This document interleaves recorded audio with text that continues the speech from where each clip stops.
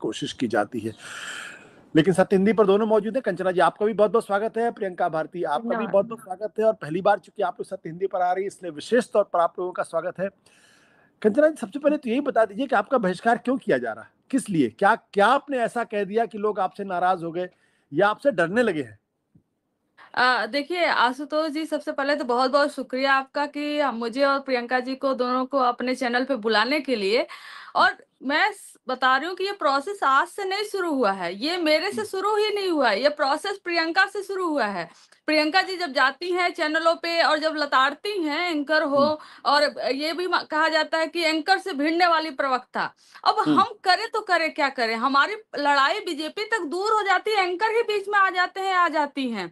तो हुँ, कई बार ऐसा हुआ, मैंने देखा है कि जब हमारी पार्टी ग्रुप में कहीं भेज रही है, मैं नाम तो नहीं लूंगी चैनल या एंकर का, तो हुँ, सीधे वो कोऑर्डिनेटर उस चैनल के मुझे फोन करते थे कि कंचना जी आप जुड़ जाइए, अब प्रियंका जी को हम नहीं बैठाना चाहेंगे और हमारी एंकर पसंद नहीं करती हैं उनको। तो हम बोलते कि ऐसे तो होगा नहीं, आपकी एंकर पसंद नहीं करती इसलिए प्रियंका जी नहीं बैठेंगी, तो ये नहीं होगा ना। हमारी हाँ, पार्टी पसंद करती है और हमारी पार्टी प्रियंका जी को आपके चैनल पे भेजी है, तो फिर वही हुँ, जाएंगी। ये हुँ, आप और हम डिसाइड नहीं करेंगे।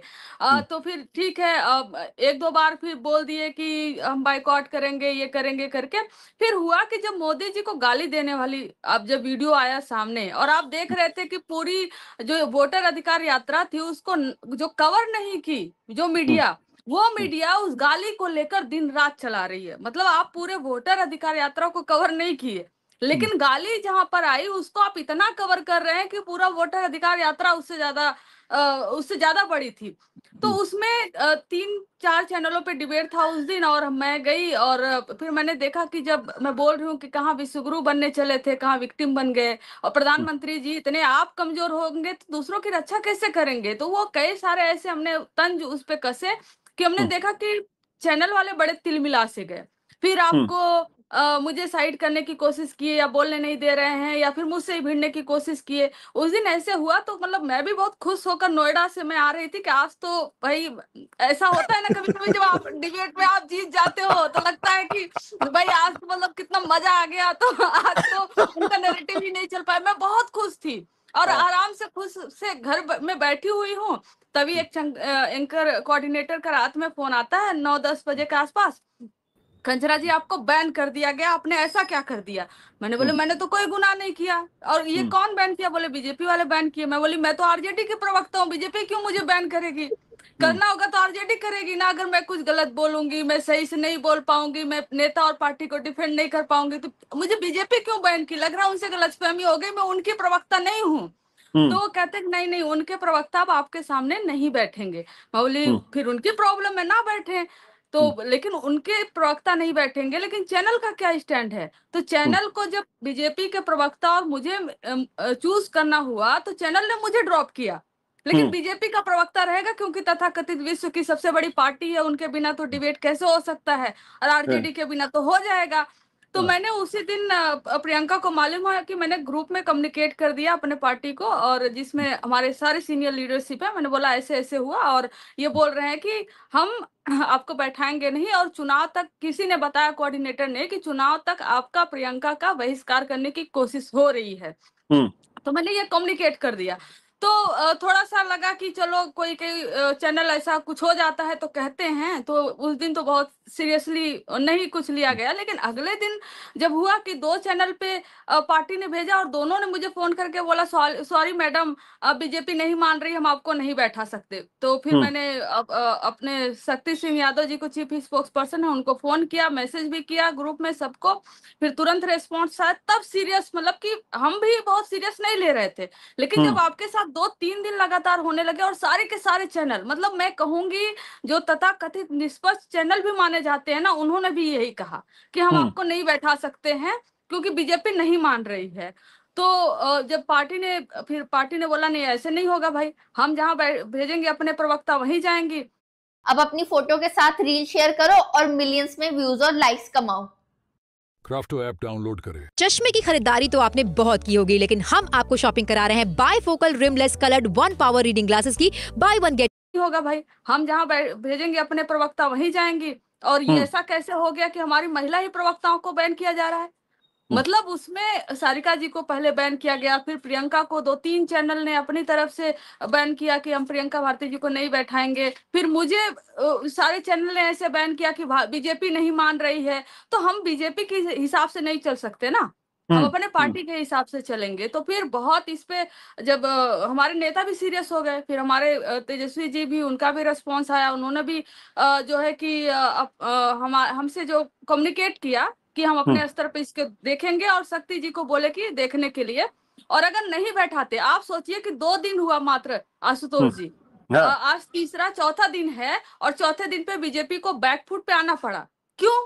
क्योंकि आपने भी उठाया, क्योंकि और भी कई सारे जो निष्पक्ष पत्रकार हैं, जो चाहते हैं कि जो सदियों से दबी हुई आवाज है वो मेन स्ट्रीम में आए, जो नहीं आ पाती है, जो हमें 30 सेकंड दिया जाता है आशुतोष जी, मतलब उधर 4 मिनट बोल लेंगे, कहेंगे कंचना जी आप अपनी बात को 30 सेकंड में खत्म करिए। अब 30 सेकंड में खत्म करने के लिए क्या है ना, हमें अपनी जो स्पीड है वो बढ़ानी पड़ती है। फिर लोगों को लगता है ये कि बड़ी गुस्सैल है, बड़ी एग्रेशन वाली है, हम करे तो करे क्या करे।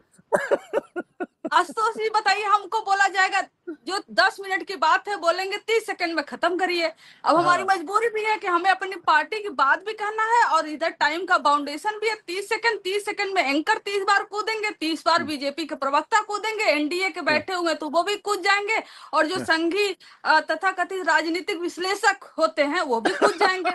बड़ी हमारे सामने बड़ी आपत्ति होती है, लेकिन हम फिर भी जो है कि पार्टी का साथ है हमारे साथ, कि हम लगे हुए और हम लगे रहेंगे, यही हुआ है। तो हम, ऐसा है कि प्रियंका भारती जी डर जाएं, कंचना यादव जी डर जाएं, तो ये तो संभव है ही नहीं ना। और आप तो जानते हैं कि जेएनयू बदनाम है, डरने वालों में से जेएनयू है नहीं, हम वहाँ का प्रोडक्ट है। तो यही मुझे मुझे भी लगता है ना आशुतोष जी कि इसी चलते ये लोग घबराते हैं कि बड़ा डेडली कॉम्बिनेशन है इन महिलाओं का। ऊपर से आरजेडी सोशलिस्ट। ये बताइए प्रियंका जी, कंचना जी ने तो अपना जो पक्ष है रख दिया, अपनी बात रख दी बड़ी मजबूती के साथ, आप क्यों बैन किया गया था पहले, क्या कारण था? मुझे तो साल भर से बैन कर रखे थे आशुतोष जी, और वो अनडिक्लेयर्ड बैनिंग था। मतलब कि मुझे ये कह देते थे ना, बड़े प्रेम से कहते थे कि जैसे मान लीजिए हमारे कोऑर्डिनेटर ने मुझे कहीं अलॉट किया, मुझे फोन आता था, अरे टॉपिक बदल गया है मैडम, आप छोड़ दीजिए, कोई बात नहीं, किसी और दिन आपके साथ करेंगे। फिर मैं बस बहुत दिन तक ऐसा होता रहा, तो जब रेगुलर हुआ तो मुझे लगा ऐसे कैसे होता है कि मैं ही जाती हूँ तो टॉपिक बदल जाता है। मैंने चेक किया एक दिन, देखा कि टॉपिक वही है, मैं बदल गई हूँ, मुझे गायब कर दिया। एक स्ट्रेटेजिकली इनका वो पूरा लगातार काम कर रहा था। और एक चैनल तो ऐसा था आशुतोष जी, मैं सच बता रही हूँ, सिर्फ एक बार जुड़े थे, उसके बाद साल भर तक उन्होंने मुझे नहीं लिया। बाद में मुझे पता चला कि वो ये कह रहे थे कि आपके वीडियोस हमने सोशल मीडिया पे देखे, इसीलिए वो आपको लेना नहीं चाहते। मतलब मुझे सिर्फ इसलिए नहीं रहे थे कि उनको मेरे वीडियो सोशल मीडिया पे खतरनाक लग रहे थे, ऐसा उनका था। तो ऐसी कौन सी बात आप कह रही थी जो खतरनाक लगती थी, लोगों को डरा देती थी? क्योंकि ये मीडिया भी ना अपने आप में एक भद्र लोक है। सभी एक समुदाय विशेष के लोग वहां पर हैं जो चाहते हैं कि उसमें किसी भी तरीके से जो वंचित तबका है वो कहते हैं ना कि घुस ना पाए। तो एक क्लोज्ड एक अपना इकोसिस्टम, इको चैम्बर बना रखा है इन्होंने। और वहां पे जब हमारे जैसे पहली पीढ़ी से आने वाले वंचित हाशिया समाज से आने वाले लोग एंटर करते हैं, तो कहीं उस भद्र लोक में एक डगमगाहट होती है कि आप एंकर से भी पूछ रहे हैं कि आप ही क्यों यहाँ हैं, हमारे लोग कहाँ, 90% आबादी कहाँ है। तो इन सवालों से मुझे लगता है कि सिर्फ प्रवक्ता ही नहीं, भाजपा के प्रवक्ता ही नहीं, विश्लेषक ही नहीं, एंकर भी घबरा रहे थे। तो ये पूरा लंबा प्रोसेस चला आ रहा था, जो अभी जाकर के रिफ्लेक्ट किया है कि एक कॉन्शियसली इन्होंने इस चीज को आगे लाया कि सारिका जी को, मुझे और कंचना जी, सभी जो भी हमारे प्रवक्ता है, खास तौर पर बहुजन उसमें भी महिला है, उनको ये बैन करेंगे। सपा के साथ चंद महीनों से ये चल रहा है, जैसा आपको पता होगा, सपा के प्रवक्ताओं को भी इन्होंने बैन कर दिया है। तो ये उन पार्टियों को ज्यादा चुन रहे हैं, उन प्रवक्ताओं पे ज्यादा लगाम लगाने की कोशिश कर रहे हैं जिनकी आवाजें कभी सुने ही नहीं थे। में वो तबका कभी रिप्रेजेंटेड था ही नहीं। वो तो तेजस्वी जी है कि इस कारण से, मतलब इस उम्र में और इस तबके से और ऐसे घर परिवार से जिसका राजनीति से दूर तक लेना देना नहीं है, हम लोग यहाँ पर पहुंचे हैं। तो और जब हम यहाँ आए हैं तो हम उस समाज का भी रिप्रेजेंटेशन कर रहे हैं जो कभी वहां पहुंच ही नहीं पाया ना आशुतोष जी। पर मैं इससे बहुत खुश हूँ कि हमारे नेता तेजस्वी जी ने इतना, मतलब मैं इमेजिन भी नहीं कर सकती थी कि जितना मजबूत उन्होंने स्टैंड लिया। वो सीधे बोले कि कन्वे करवा दीजिए, हमारी प्रवक्ता अगर नहीं जाएंगी तो तेजस्वी यादव भी किसी को ना बाइट देंगे ना इंटरव्यू देंगे। तो अच्छा। जब जी ये कहना था कि अगर हमारे प्रवक्ता को नहीं लेंगे तो हमारी पार्टी का ना कोई सांसद, ना एमएलए, ना नेता, कोई नहीं उनको किसी तरह का बयान देगा। और मुझे लगता है कि ये घटना जरूरी भी थी। जो हुई एक तरीके से ये दिखाता है कि मीडिया किनके कहने पर काम कर रही है। अभी तक तो हम कहा करते थे ना कि उनका चलता है, अब तो उन्होंने खुद प्रूव कर दिया कि बीजेपी का ही चलता है, कि उनके कहने आप प्रवक्ता डिसाइड कर रहे हैं। तो मुझे लगता है कि सेल्फ गोल कर लिया। पर खुशी की बात है कि आपने और बाकी तमाम जितने लिबरल प्रोग्रेसिव लोग हैं, हाशिए पर के लोग हैं, सभी लोगों ने एकजुट होकर के आवाज उठाया और बैकफुट पर आ गई इतनी जल्दी। अच्छा प्रियंका जी, ये बताइए, क्या ये महज इत्तेफाक है कि बहुजन समाज या सामाजिक न्याय की लड़ाई लड़ने वाली महिला प्रवक्ताओं को ही बैन किया, क्योंकि आपकी पार्टी से बाकी के प्रवक्ता तो आते हैं जो पुरुष हैं, तो इसका मतलब है कि पार्टी से प्रॉब्लम नहीं है, उनको प्रॉब्लम महिला प्रवक्ताओं से है। तो महिला प्रवक्ताओं से क्या प्रॉब्लम है, ये आप लोगों ने समझने की कोशिश की प्रियंका जी? बिल्कुल बिल्कुल कि देखिए, मनुस्मृति में लिखा है ना, न स्त्री स्वतंत्र मरहति, इसका मतलब कि महिलाएं स्वतंत्रता के योग्य ही नहीं है। तो जब हम महिलाएं वंचित तबके से आकर के यहाँ पर महिला के तौर पर, उसमें बहुजन महिला अपने आप को असर्ट कर रही है, तो 3 तरीके से इनको धक्का लगता है। पहले जातिवाद को चोट पहुंचता है, दूसरा सामंतवाद को, और तीसरा उस पितृसत्तात्मक मर्द को जो महिला को बोलते देखने का, सुनने का आदि ही नहीं है, उसको, उसके अहंकार को चोट लगती है। उसको लगता है कि एक तो ये वंचित तबके की बहुजन महिला ऊपर से महिला होकर के हमको सुना रही है, हमको आर्गुमेंट्स दे रही है, तर्क वितर्क कर रही है, जिस तर्क के लिए वो हमें लायक ही नहीं समझते थे। तो मुझे लगता है कि कहीं भीतर एक टीस हो रही होगी कि इनको तो हम कुछ बोल भी नहीं पा रहे हैं। जैसे पुरुष हमारे प्रवक्ता होते हैं तो बहुत आसान होता है कि गंदी भाषा पे उतर जाओ, किसी तरह से कुछ बोल दो, पर हमसे बोलते हैं तो डबल ना सुन जाते हैं। इसलिए हमको लगता है कि सॉफ्ट टारगेट खोजा इन्होंने, पर इनको पता नहीं था कि सॉफ्ट टारगेट नहीं है, जो टारगेट आप कर रहे हैं आप ही के लिए विध्वंस का कारण बनी, और वो हुआ भी। प्रियंका, मैं इसमें कुछ और ऐड करना चाहूंगी। हाँ, बिल्कुल, प्लीज। हाँ, ये जो प्रियंका कह रही है वो बिल्कुल सही है, और यह भी है सच कि बहुत सारे चैनल तो अपने जो एंकर्स हैं वो फीमेल्स भी रखते हैं। तो जो फीमेल हैं, आप वो भी देखे होंगे, कभी कभी मेल एंकर से ज्यादा डोमिनेंट हो जाती हैं, और हमारे जब मेल प्रवक्ता जाते हैं ना, तो मैं देखती हूँ कि वो इतना डोमिनेंट हो जाती है और एक पलट के जवाब नहीं देते हैं, पलट के कई बार जवाब नहीं देते हैं। और हम लोग के साथ क्या हुआ कि राजनीतिक विश्लेषक के नाम पर और जो महिलाओं को भी बैठाते हैं, और वो टर्म यूज करेंगे, आपको हो उसके वीडियो देखा होगा, अरे ये लठैतों की पार्टी है, अरे ये तो लठैत है ये लोग। तो क्या होता है, हमारे जो पुरुष प्रवक्ता होते हैं तो एक महिला होने के नाते सामने फिर वो सहम के बैठ जाते हैं, वो नहीं बोलते हैं। और हमसे कोई महिला हो या पुरुष हो, जब बोलता है कि ना कि तुम लठैत हो, तो हम पलट के जवाब देते हैं तुम्हारे पूरे खानदान से ज्यादा पढ़े लिखे हैं। हाँ, जब जरूरत थी हमने लाठी भी उठाई, जब जरूरत थी हमने लाठी भी उठाई, और यही लालू जी हैं, और हमने जो है कि कलम भी इन्होंने दिया। तो अगर हम यहाँ पर हैं तो अगर मंडल कमीशन का बहुत बड़ा देन है आशुतोष जी, और मैं प्रियंका भी बताएंगे अभी। तो हम लोग मैं जब पहली बार लालू जी से मिली थी, जब प्रवक्ता बनाया गया था, और जब लालू जी से किसी ने पार्टी को इंट्रोड्यूस किया कि पार्टी ने ये कंचना है जिनको अभी प्रवक्ता बनाया गया, तो हालांकि पहले से मिलती थी, लालू जी इतना खुश हुए थे, कह रहे थे चलो कम से कम मंडल कमीशन का असर अब जाकर दिखा है। तो ये असर है जो जिससे हम असर्ट कर पाते हैं, और तेजस्वी जी हम लोग को चेहरा बनाए। तो वो जो महिला एंकर भी होती है ना, जो हमारे पुरुष प्रवक्ता से बदतमीजी पर उतर जाती हैं, उनकी भी हिम्मत नहीं होती कि हमसे वैसे बदतमीजी कर सके, और बीजेपी के प्रवक्ताओं की भी वैसी हिम्मत नहीं होती, हालांकि कोशिश करते हैं लेकिन वो फेल हो जाता है। तो यह भी एक डर है, और प्रियंका ने जो कारण बताया वो तो कारण है ही। प्रियंका, आपको जोड़, मैं इसको ना एक मॉडर्न अनटचेबिलिटी के वे में देखती हूँ, क्योंकि पहले से एक था ना कि मुख्य धारा में चंद जातियां थीं, जो ये रियलिटी है, सभी लोग इसको जानते हैं। मुख्य धारा का साहित्य हो, मीडिया हो, हर जगह तो इनको ये लग रहा है ना कि जो स्पेस इनका अपना स्पेस हुआ करता था, जिसमें इनका वर्चस्व था, आज वो लोग आ रहे हैं जिनको ये बगल में बिठाते भी नहीं थे, अब बिठाना पड़ेगा ना। तो अब बिठाने से भी तो आपत्ति है कि उस स्पेस का हिस्सा अपने बगल वाली कुर्सी हमको कैसे दे देंगे, और हम जैसी महिलाओं को कैसे दे देंगे। तो एक सेंस ऑफ मॉडर्न अनटचेबिलिटी, आपको पता है ना, गांव भी बिहार में या पूरे देश में इनफैक्ट बसाए जाते थे तो एक पर्टिकुलर स्पेस होता था गांव के बाहर दलितों की बस्तियां बनाई जाती थी, तो उनकी छाया तक से दिक्कत होना, और आज हमारा इनके न्यूज रूम में, स्टूडियो में प्रेजेंट होने से दिक्कत होना, that is the modern untouchability which I am talking about. तो यही मुझे लगता है कि एक पूरा अप्रोच है, एक पूरा सिस्टम है जो कास्टिस्ट वे में काम करता है, और मुझे लगता है कि बीजेपी को भी ये बात बहुत समझ में आ गई कि अगर महिलाओं को, उसमें भी सारिका पासवान दलित तबके से, हम लोग पिछड़े तबके से, सब बहुजन महिलाएं हैं, उनके ऊपर आप प्रहार करेंगे तो देश एकजुट हो करके खड़ा हुआ और सभी लोग साथ आए, और ये इस देश की खूबसूरती है कि इन 3 महिलाओं के साथ इतनी मजबूती से खड़े नजर आए और इनको बैकवर्ड पे जाना पड़ा।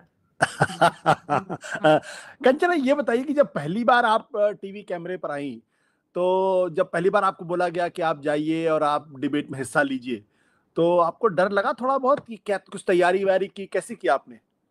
नहीं, प्रियंका जी को तो मालूम है कि हम लोग जेएनयू में हैं, और अभी इनसे पूछिएगा, ये ज्यादा डिटेल में बताएंगे कि जेएनयू में छात्र आरजेडी बन रहा था, 2018 की बात है।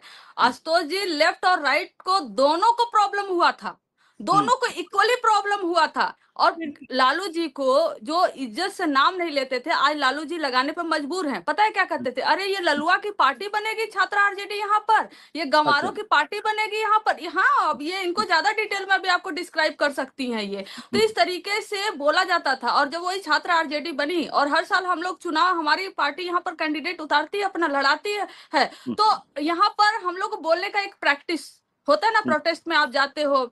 प्रियंका तो और भी ज्यादा मुखर होकर बोलती थी, मैं तो चलो ठीक है, मैं ना, तो इनके बोलने से तो राइट को प्रॉब्लम होता ही होता, लेफ्ट को तो और ही ज्यादा होता था। तो बोलने का प्रैक्टिस यहाँ हुआ था। और मुझे ज्यादा मोटिवेशन और कब आया याद है प्रियंका की, जब मैं पहली बार कैंपस में बोली थी, है ना, प्रोटेस्ट हो रहा था साबरमती ढाबा पर, और मेरे वीडियो को पहले दिन में बोली थी, और पहले ही दिन तेजस्वी जी ने अपने ट्विटर अकाउंट से पोस्ट किया था। मतलब आप सोचिए कि आप बोल रहे हो और पहले ही दिन आपके लीडर आपके वीडियो को पोस्ट करे, तो एक होता है ना स्टूडेंट के नाते जो मोटिवेशन आता है, तो हमें हमेशा से अप्रिशिएट किया गया, हमें हमेशा से पुश मिला, वो प्रियंका हो चाहे मैं हूँ, हर किसी को सपोर्ट मिला। और थोड़ी सी भी अगर दिक्कत हुई और आप कम्युनिकेट कर रहे हैं पार्टी में, तो तुरंत रेस्पॉन्स आता है कि नहीं भाई, इसको तुरंत रिजॉल्व करो। तो एक मोटिवेशन था, लीडर का सपोर्ट था, और प्लस प्रैक्टिस थी बोलने की, प्रियंका जी का सपोर्ट था, सबका सपोर्ट था ऑर्गेनाइजेशन में, जिसकी वजह से बोलने पर कोई दिक्कत नहीं हुई। और मैं आपको बता देती हूँ, पहला शो मेरा जो था वो फिलिस्तीन पर जो वार चल रहा था, अटैक हो रहा था, उस पे था। और जब मैं पहली बार बोली, दीपक चौरसिया जी उसमें जी न्यूज में थे, एंकर थे, जो कि हालांकि अभी है नहीं, और उनकी जो भी प्रॉब्लम हो, कहाँ हो गए, कहाँ भेज दिए गए, उस पे बोली। तो जब पहली बार नेशनल टेलीविजन पे बोली, तुरंत पार्टी से फोन आया कि वीडियो अपना भेजो, वीडियो अपना भेजो, कैसे बोली हो? तो मैं वीडियो भेजी। तो वीडियो जब कट करके पूरा भेजी, तो उन्होंने सुना, तो फिर रेस्पॉन्स आया कि बहुत अच्छा बोला। Get top kitchen deals on Meesho. Download now. जानिए बिहार की मॉनसून से जुड़ी हर अपडेट फोटो वीडियो के साथ सिर्फ दैनिक भास्कर ऐप पर अभी डाउनलोड करें। बहुत अच्छा बोला। और पहले ही दिन से, ऐसा नहीं कि हमें स्टेट चैनल पे पहले प्रैक्टिस कराए हो या लोकल चैनल पे भेजे हो, और पहले ही दिन से हमें वो इतना भरोसा करना भी अपने आप में बहुत बड़ी बात होती है आशुतोष जी। किसी लीडर को अपने पार्टी की नेशनल प्रवक्ता स्टूडेंट से बना देना और सीधे नेशनल टेलीविजन पे बैठा देना। और एक और सच्चाई है, कभी भी हमारे पार्टी ने, हमारे लीडर ने डिक्टेट नहीं किया हमें। उन्होंने हमेशा कहा कि तुम लोग पढ़ी लिखी हो और तुम लोग के पास हमारे से ज्यादा नॉलेज है, अगर कहीं फंसती हो, कहीं लगता है कि हाँ इस पे क्या स्टैंड लेना चाहिए, तब कॉल करो, मैसेज करो, बताया जाएगा। अदरवाइज तुम लोग अपने विवेक से जो है बोलो, और तुम लोग के पास ज्यादा नॉलेज है। तो हमें ये, जब पार्टी कॉन्फिडेंस देती है, जब लीडर कॉन्फिडेंस देता है ना, और जब लीडर अप्रिशिएट करता है, तो वो फिर अपने आप मोटिवेशन आता है और डर नहीं लगता फिर। तो ऐसे ही हुआ। प्रियंका, आपका अनुभव कैसा था पहला? जैसा कि कंचना जी ने बताया है कि कैंपस में हम लगते 2016 में हम आए, और लगातार हम देख ही रहे थे सारे प्रोटेस्ट का, पर हाँ कहीं लेफ्ट और राइट में हम शामिल, राइट तो खैर ऑप्शन ही नहीं, लेफ्ट में कभी शामिल नहीं हुए, इस कारण से क्योंकि कभी होता है ना कि कास्ट सप्रेशन की, कास्ट डिस्क्रिमिनेशन की, उसकी बात नहीं करते थे। और खास तौर पर लालू जी, जिनको हमने हमेशा से एक लिबरेटर के तौर पर देखा, तो उनके नाम पे तो पता नहीं एक अजब सी चिढ़ थी। मैं तो पता है, मैं पहली महिला थी संगठन में, मैं थी और एक कंचन लता दी थी, तो शुरू से जुड़े थे आरजेडी में महिला के तौर पर, और फिर बाद में कंचना दी जी भी आई, तो हम पर्चा देने जाते थे ना, मुंह पे पर्चा फाड़ देते थे। ऐसी परिस्थिति बनाई थी लोगों ने, साइड के लोग नहीं, बाकी संगठन भी मुंह पे ये कहते थे कि लालू जी को वही दुत्कार के वे में बोलना, खराब तरीके से बोलना। पर मुझे लगता है ना आशुतोष जी, कि जिस तरीके से हमने कैंपस में भी सहा ना, वो अंदर एक रेज भरा, और इसी चलते हमेशा से अग्रेसिव रहे हम लोग अपने अधिकार को लेके, अपने बात को बोलने को लेकर के। जब मैं वहां पे, पार्टी ने मुझे मौका दिया, तेजस्वी जी ने बोला कि नहीं आप ही को लड़ना है चुनाव 2019 में प्रेसिडेंट पद के लिए, मैं ऊपर खड़ी थी, लेफ्ट राइट दोनों एक साथ गाली दे रहे थे, आप विश्वास दोनों गाली दे रहे थे। और फिर मैं बोल रही थी कि इधर वाले उधर वाले, मैं सबसे लड़ रही थी। तो सबसे लड़ते भिड़ते मुझे लगता है लड़ने भिड़ने की एक आदत ही हो गई। और रही बोलने की बात या डिबेट में जाने की बात, कंचना जी ने बिल्कुल ठीक बोला। पार्टी ने पहले ही, जैसे मतलब सोचिए, 26 साल की थी और राष्ट्रीय प्रवक्ता बनाया पार्टी ने, तो इतने कम उम्र में तो इतना भरोसा मेरे नेता को मेरे ऊपर है। और दूसरा, आप सोच सकते हैं कि तेजस्वी जी डिप्टी सीएम रहे, मेरे एमए में मार्क्स आए 82%, उस पे उन्होंने कमेंट किया कि आप सोशल जस्टिस का और एकेडमिक्स का दोनों का लाइट हमेशा जलाते रहिए, आगे लेके जाते रहिए। मार्क्स पे सपोर्ट, जब प्रवक्ता बनाए, इतनी ट्रोलिंग होती है, आप जानते हैं हमारी, खासतौर पर महिलाओं की, चाहे कंचना जी हूँ, मैं हूँ, कांग्रेस की प्रवक्ता हूँ, कहीं समाजवादी पार्टी की, महिलाओं की खास तौर पर कैरेक्टर असैसिनेशन होना तय है, क्योंकि लड़ नहीं पाते तो कैरेक्टर पर ही आते हैं। पर जब भी ट्रोलिंग ना, आप विश्वास नहीं करेंगे, तेजस्वी जी हमेशा फोन करते हैं, फोन करके बोलते हैं कि परेशान नहीं होना है, मैं देख रहा हूँ जो ट्रोलिंग हो रही है या जिस तरीके की भाषा आपके लिए इस्तेमाल हो रही है, मैं आपके साथ खड़ा हूँ, आपके पीछे खड़ा हूँ, पार्टी आपके साथ। अगर नेता ही आपको बोले तो फिर आपको लगता है किसी तरीके की घबराहट होगी। और लालू जी डरे ही नहीं, जिन आइकन को मानते आए, पढ़ते आए, उनको अपने भीतर समाहित करते आए, कभी कोई नहीं डरा, तो हम लोग कैसे डर जाएंगे बताइए? अभी तो पूरी जिंदगी और युवा ये सवाल मेरा आप दोनों से है कि जब जेएनयू में, जब मैं भी जेएनयू में गया था, तो उस वक्त तो खैर सफाई का बहुत बोलबाला, जबरदस्त तरीके से डंका पीटता था। उस वक्त तो अखिल भारतीय विद्यार्थी परिषद नाम की कोई चीज थी ही नहीं, वहां सिर्फ एक सदस्य था अखिल भारतीय विद्यार्थी परिषद का, और उनका भी कोई नाम लेने वाला नहीं था। और जो एनएसवाई के भी 1-2-4 लोग थे बस। एसएफआई थी, एआईएसएफ था, और उसके अलावा वहाँ फ्री थिंकर्स नाम का एक संगठन हुआ करता था। तो उसके बाद भी, लेकिन अभी भी वहां पे लेफ्ट का, ऐसा भी बाद में आ गया था, तो लेफ्ट का डंका तो हमेशा वहां पिटता रहा जेएनयू के अंदर। तो आप लोगों के मन में लेफ्ट को ज्वाइन करने की इच्छा क्यों नहीं? आरजेडी को ही या उसके छात्र संगठन को ही क्यों आप लोगों ने चुना? जबकि आप दोनों ने ये महसूस किया कि लेफ्ट और राइट दोनों ही लालू प्रसाद यादव जी को एक अलग तरीके से देखते हैं, अलग तरीके से नाम लेके बोलते हैं, और मैं इसको कई बार कह भी चुका हूं। तो आप लोगों ने क्यों चुना? मतलब एक एसएफआई भी चुन सकते थे, या ऐसा चुन सकते थे, या एबीवीपी भी जा सकते थे। आशुतोष जी, जैसे ही मैं अगर अपनी बात बताऊं, तो जैसे ही मैंने लालटेन जला हुआ देखा था ना टेंट में 2018 में, पहली बार छात्र राजद जब गठित हुई थी जेएनयू में, मैं कहता ना कि खींचे चले जाना, मैग्नेट जैसे खींचा चला जाता है, मैं वैसे खींचे चली गई। कारण मैंने वही आपको बताया कि लेफ्ट ने कभी भी, जैसे जातियों के भीतर जो विभाजन है, डिस्क्रिमिनेशन है, इसके ऊपर बात नहीं की, और पिछड़ों को तो कभी भी दमित माना ही नहीं, शोषित माना ही नहीं। और कई लेफ्ट के ऐसे ही संगठन जेएनयू से ही हुए थे ना, मंडल कमीशन के खिलाफ इन्होंने प्रोटेस्ट लीड किए पूरे देश भर में। लेफ्ट के ही कई सारे संगठन थे, और मैं बिहार के लेफ्ट को मैं पूरी अलग तरीके से देखती हूँ, और जो कैंपस का लेफ्ट काम करता है वो पूरा अलग तरीके से काम करता है। मुझे लगता है कि कैंपस के लेफ्ट में एक खास तबके के लोग ही उसका रिप्रेजेंटेशन करते हैं, बहुत कम ऐसा। आप सोचिए ना कि कितने साल बीत गए तब जा करके धनंजय जी, जो हमारे अध्यक्ष हुए थे, जो प्रेसिडेंट है जेएनयू के, तब जाकर के दलित समुदाय के व्यक्ति को उन्होंने एक प्रेसिडेंट पद दिया। अदरवाइज ये कहते हैं ना कि रेयर ऑफ द रेयरेस्ट रहा। तो इसीलिए मैं शुरू से रहा कि जो संगठन जाति के भेदभाव के ऊपर बात नहीं कर सकता, जब मैं महिलाओं में भी जातिगत भेदभाव की बात करती हूँ, तो वो कहते हैं कि मैं समाज में तोड़ना चाहती हूँ समाज को, तो फिर मैं उसे संगठन के साथ कैसे जुड़ सकती हूँ? जो कहते हैं ना कि एक सब क्लासिफिकेशंस है, हर चीज परत बाई परत होती है। तो जब आप परतों की बात नहीं करते, सिर्फ ऊपर की बात करते हैं, तो फिर उसमें मेरी बात नहीं हो रही ना। तो जब आप मेरी बात करेंगे ना, तो मैं जुड़ूंगी कैसे?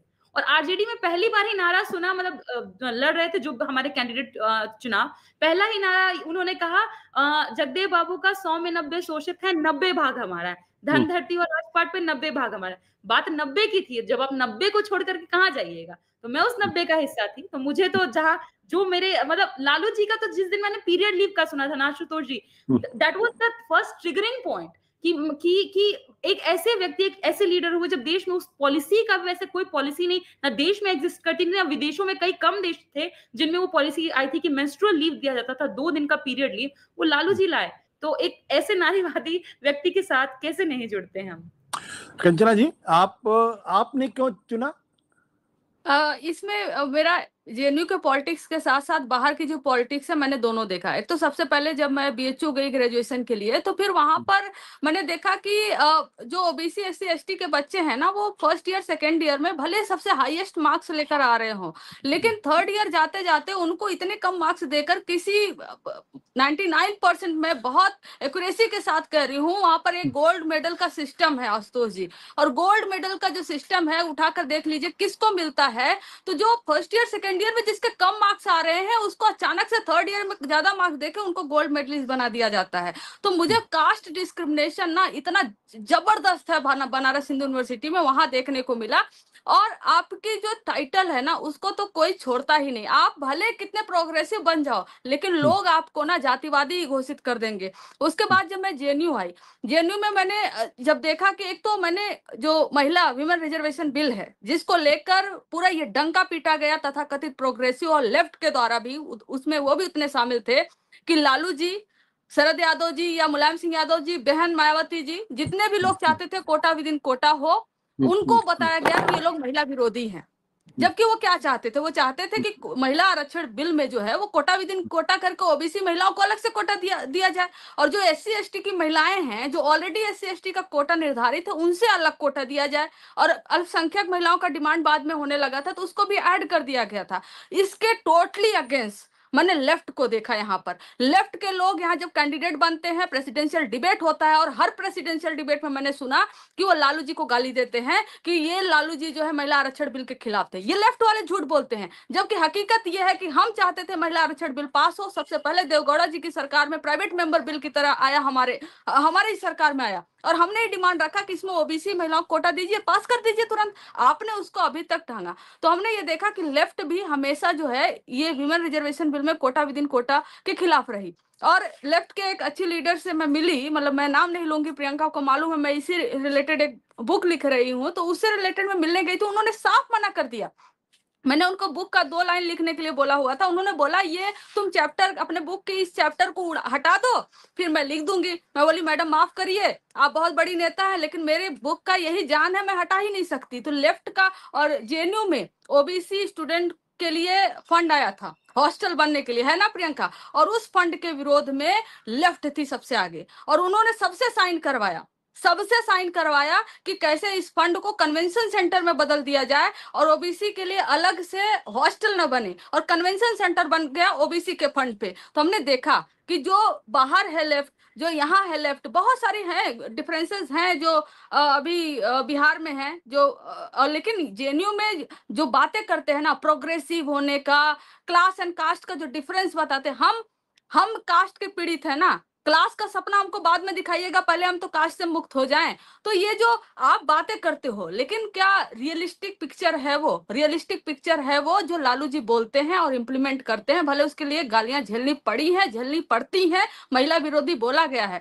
तो कुल मिला जुला के मैं लालू जी के उस स्टैंड से इतनी ज्यादा इन्फ्लुएंस थी कि मैं छात्र आरजेडी ही चुनती, भले मैं मुझे लेफ्ट और राइट मैंने कभी नहीं जुड़ा और ना ही मैं जुड़ती, मुझे छात्र आरजेडी ही जुड़ना था और मैंने छात्र आरजेडी से जुड़ा। ओवरऑल जो है कि आइडियोलॉजी को लेकर मैं जुड़ी और हमेशा जो है उस आइडियोलॉजी के लिए, उस पार्टी के लिए, उस विचारधारा के लिए लड़ती रहूंगी। प्रियंका क्या कभी आपको याद होगा लालू जी ने खुद भी कहा था ना कि हैव्स और हैव्स नॉट की बात हमेशा लालू जी करते थे, पर उसके साथ जो मार्क्स का क्रक्स है, आप 10 कैपिटल पढ़ेंगे तो वही क्रक्स है, हैव्स और हैव्स नॉट की ही बात, पर उसको लालू जी जाति के साथ जोड़ते थे, जो भारत की सच्चाई है। पर प्रियंका जी ये बताइए कि आपको कभी कास्ट डिस्क्रिमिनेशन का सामना करना पड़ा अपनी जिंदगी में? जेएनयू में ही मैं आपको बताती हूँ, नाम तो नहीं बताऊंगी, पर क्या कहते हैं, मैं फर्स्ट ईयर में ही थी और उस समय उतनी समझ भी विकसित नहीं थी, क्योंकि बस स्कूल से निकले और यूनिवर्सिटी पहुंच गया, बस एग्जाम दिया 12th का 2016 में, उसी साल एडमिशन हो गया। मैं एक ढाबे पे खाना खाने के लिए गई और मेरे साथ मेरे एक दोस्त थे जो दिखने में मतलब गोरे हैं मेरे से ज्यादा, और मेरा स्किन बहुत डार्क, और भी ज्यादा डार्क, मतलब क्योंकि घर परिवार से बहुत ज्यादा, क्या कहूँ, मतलब आर्थिक परिस्थिति बिल्कुल अच्छी नहीं थी। तो मैं वहां गई, मैं ना उनको पैसे देने लगी। आप विश्वास नहीं करेंगे आशुतोष जी, उन्होंने मेरे हाथ से पैसे नहीं लिए, और मैं तब नहीं समझ पाई कि मेरे साथ ये क्या हुआ। तो फिर कहा कि आप दूर रख दीजिए, और फिर उसके बाद उन्होंने मतलब अपने स्टाफ को बोला, फिर वो उसका स्टाफ उठा करके लेके गया। बाद में समझी कि मेरे साथ क्या हो गया। क्योंकि मुझे तभी नहीं इसका अंदाजा था कि क्या हुआ। मैं बिल्कुल, मैं एकदम बच्चे जैसी थी, स्कूल से बस स्कूल खत्म किया 12th तक और एडमिशन हो गया जेएनयू में। तो ये तो था ही, बस यही है कि और डिस्क्रिमिनेशन कैसे नहीं झेलते। आप बताइए, जिस यूनिवर्सिटी में हम लोग हैं, आपको हर साल ये न्यूज आप खोल लीजिए, आपको दिख जाएगा कि हर बार एनएफएस का मुद्दा उठता है, नॉन फाउंड सूटेबल। पीएचडी में जितने लोग अप्लाई करते हैं, खास तौर पर ओबीसी, एससी, एसटी जितने भी लोग हैं, उनको अब देखिए एक सिमिलर पैटर्न दिखता है। 0 नंबर, 1 नंबर, 2 नंबर ऐसे दिया जाता है इंटरव्यू में। इंटरव्यू एक अलग सॉर्ट ऑफ डिस्क्रिमिनेशन का एक हथियार बन गया है, जिसको हम लोग हमेशा से कहते हैं कि इंटरव्यू के मार्क्स घटाए जाने चाहिए। तो ये सब तो डिस्क्रिमिनेशन ही है ना। और मैं बस क्या कहते हैं, और मैं आज बहुत खुश हूं कि हम लोग इस बात पे चर्चा कर रहे हैं। और एक और बात आपको बताती हूँ, बहुत पर्सनल है आशुतोष जी। पिताजी आपको एटीएन 7 पर देखा करते थे, और वो बहुत खुश होके जान के कि मैं आपके साथ बैठी हुई हूँ आज, और उसमें भी आरजेडी के 2 प्रवक्ता एक साथ बैठे हुए हैं। अच्छा प्रियंका जी, ये बताइए कि कंचना जी, आप भी सवाल का जवाब दीजिएगा कि जो भारतीय जनता पार्टी है उसकी विचारधारा से आप लोगों को असली दिक्कत क्या है, किस बात को लेके? क्योंकि वो तो भारत के अतीत की बात करते हैं, भारत के गौरव की बात करते हैं, हिंदू धर्म को साथ लेके चलने की बात करते हैं, उसमें गलत क्या है? तो किस चीज पर आप लोगों की आपत्ति है और किस चीज पर आप लोग इतना वो रहती हैं? कंचना जी, आप जवाब दें। जी देखिए, हमारी जो लड़ाई है वो आइडियोलॉजिकल लड़ाई है, बीजेपी से हो, और चाहे वो बीजेपी की जो पार्टी है, जो आरएसएस है, जो संघ है, उस विचारधारा से हमें लड़ाई है। और उसी विचारधारा की वजह से हम दोनों को बैन करने की कोशिश भी की गई है। तो क्यों ना हो दिक्कत भला। और संघ को आप सोचिए ना कि ये गौरव की बात करते हैं, ये 70 साल 75 साल पहले की बात करते हैं, 11 साल पहले की बात नहीं करते। और किस गौरव की बात करते हैं, किस गौरव की ये लोग बात करते हैं? आजादी की लड़ाई में कहाँ थे ये लोग? आजादी की लड़ाई में चाहे वो सॉल्ट सत्याग्रह हो, उसमें भी ये कहना कि भाई संघ के पोस्ट पे रहते हुए, संघ में रहते हुए कोई भी व्यक्ति आजादी की लड़ाई में सॉल्ट सत्याग्रह में भाग नहीं ले सकता, और अगर कोई भाग लेगा तो उसको रिजाइन करके उसमें भाग लेना पड़ेगा। उसके बाद चाहे आजाद हिंद फौज जब आ रही थी हमारे देश में, तो उस समय शिविर लगा कर यह कहना कि इस देश के जो नवयुवक होंगे वो ज्वाइन करेंगे जो अंग्रेजों की फौज है, आजाद हिंद फौज के ही खिलाफ। तो कहीं से भी इनकी जो आइडियोलॉजी है, इनका जो संघर्ष रहा है, ये जो कहानी लिखने की, हिस्ट्री लिखने की कोशिश करते हैं, वो हमसे नहीं मैच होता है। और दूसरा, ये जो मनुस्मृति को बार बार स्थापित करने की कोशिश करते हैं। प्रियंका ने तो मनुस्मृति का एक पेज फाड़ा तो इतना बवाल हो गया। आखिर में मनुस्मृति से इन लोगों को लगाव क्यों है? मनुस्मृति तो यही कहती है ना कि हम छोटे रहें तो अपने पिताजी के अधीन रहें, हम बड़े हो जाएं, हमारी शादी हो जाए तो हम अपने पति के अधीन रहें, फिर हमारे बच्चे हो जाए तो हम अपने पुत्र के अधीन रहें। अधीन होने के लिए हम इस दुनिया में आए हुए हैं क्या? मतलब हम महिलाएं ही जो है कि बच्चे पैदा करते हैं और हम ही जो है अधीन भी रहेंगे। तो ये जो ओवरऑल इनकी आइडियोलॉजी है ना, संविधान को नहीं मानने वाला। हम तो सोचते हैं कि संविधान नहीं आया होता और मनुस्मृति लागू हुआ होता तो हम अभी कहाँ होते।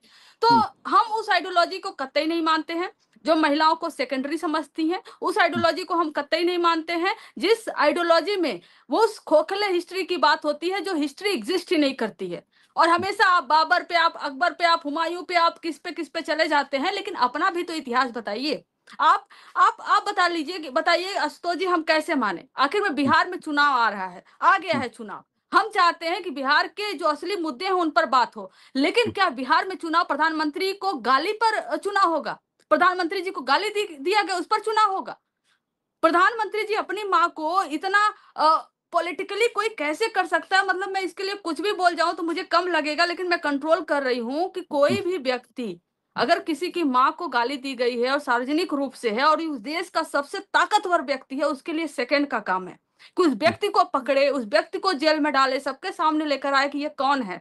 लेकिन ये होने के बजाय जोड़ा जाता है आरजेडी से है, बीजेपी से है, और मेरी माँ को गाली दिया और रोने के नाटक तक भी किए जाते हैं। मतलब ये आंसू निकलते कैसे हैं? तो ये फेक जो मशीनरी है ना, ये जो फेक राजनीति है, हम इस राजनीति में फिट नहीं होते। हम गरिमा भरी राजनीति करते हैं। हमसे कोई ये कह दे कि जाओ जाओ माइक ले लो, कैमरा ले लो और टेंट्रम कर दो, हमसे नहीं होगा। हम वो हैं जो विलन बन जाएंगे लेकिन विक्टिम नहीं बनेंगे, विक्टिम नहीं बन सकते हम। मतलब आप हमको मार के चले जाओ और हम आपको छोड़ दें, ऐसे ऐसे तो हो नहीं सकता। ये जो हम उस राजनीति में कतई नहीं बिलीव करते हैं और नहीं कभी जाएंगे जो दंगा करा के आगे बढ़ती हो।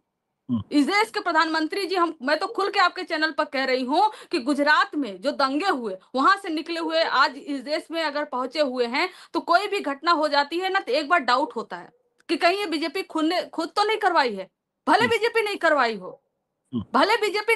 हो, लेकिन ये डाउट होता है एक बार, कहीं बीजेपी खुद तो नहीं करवाई है। जो गाली जिस लड़के ने दिया और उसको राजनीति में भुनाना और दूसरों की माँ को क्या कहना, दूसरों की माँ के कहना कि ये तो 10,000 करोड़ का दहेज इटली से लेकर आई थी, दूसरे की पत्नी का रेट तय करना कि ये 50 करोड़ की गर्लफ्रेंड है, फिर कहना कि देशवासियों कभी आप देखे हो 50 करोड़ की गर्लफ्रेंड। देशवासियों, अभी राजस्थान से जब सोनिया गांधी जी चुन कर गई और सोनिया गांधी जी को ये कहते हैं कि भाइयों और बहनों, अभी ये जो इनकी सबसे बड़ी नेत्री है ना, ये राजस्थान से चुनकर जाएगी, ये राजस्थान से राज्यसभा जाएगी, ये चुनाव लड़ नहीं पाएगी, ये भाग जाएगी। जब आप तू तड़ाक एक महिला के लिए इस्तेमाल करते हैं, हम उस राजनीति में फिट नहीं होते। हम उजरा और मंगलसूत्र की राजनीति में कतई नहीं फिट होते। इसलिए हम कहते हैं कि हमारी स्वाभिमान की लड़ाई है और हम डिग्निफाइड तरीके से स्वाभिमान भरी लड़ाई हम लड़ेंगे। लेकिन हम इस तरह के जो पॉलिटिक्स से कीचड़ वाली जिसमें कमल उगता है, उसमें तो हम नहीं जा सकते।